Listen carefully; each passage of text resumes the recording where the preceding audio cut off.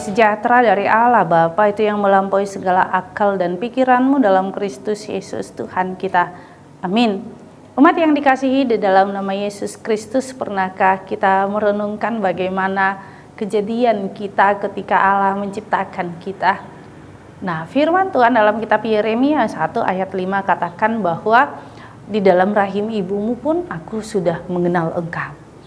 Kemudian firman Tuhan dalam kitab Mazmur 139 ayat 13 dan ayat 14. Ayat 14 dikatakan, aku bersyukur kepadamu oleh karena kejadianku dahsyat dan ajaib. Ayat 13 katakan bahwa engkaulah yang membentuk buah pinggangku, menenun aku dalam kandungan ibuku. Artinya bagaimana pemazmur mampu merasakan bahwa Allah itu yang menciptakan kita, Allah itu yang maha tahu. Kenapa?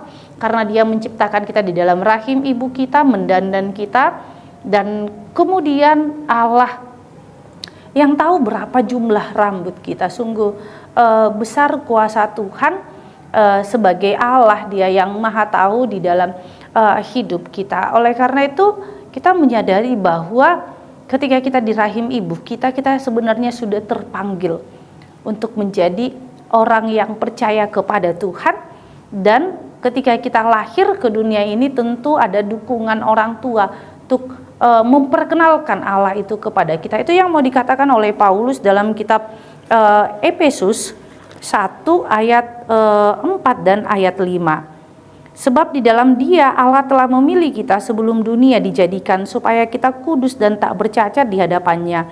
Dalam kasih Ia telah menentukan kita dari semua oleh Yesus Kristus untuk menjadi anak-anaknya sesuai dengan kerelaan kehendak-Nya.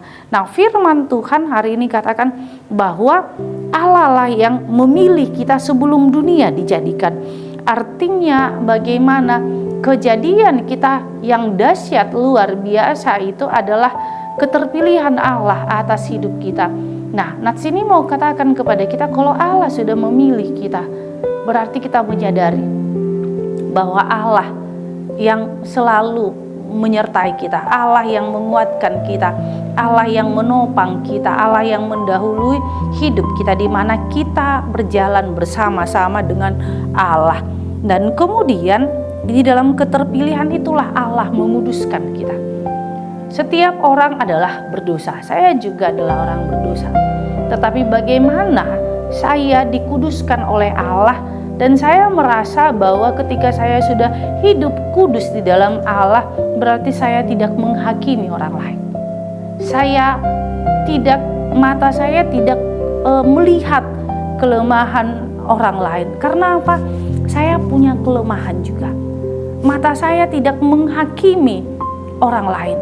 Karena juga apa yang keluar dari mulut saya itu yang Tuhan perbuat untuk menghakimi saya. Kemudian sebelum saya menghakimi orang lain, sebelum saya menilai orang lain, terlebih dahulu saya menilai diri sendiri. Artinya bagaimana sebelum kita mencium kebobrokan orang lain, mari kita juga melihat diri kita sendiri.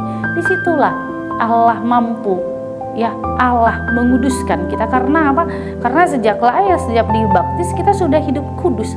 Tetapi berjalannya waktu Allah mengundang kita supaya kita terus menerus hidup kudus, menjaga hati kita, menjaga diri kita, karena Allah sudah menguduskan kita. Nah, disinilah firman Tuhan katakan bahwa kita menjadi anak-anaknya. Ya, ketika kita menjadi anak berarti ada Bapa kita, yaitu Allah. Anak dan Bapa itu biasanya persis sama. Apa yang dilakukan Bapa itu yang dilakukan anak.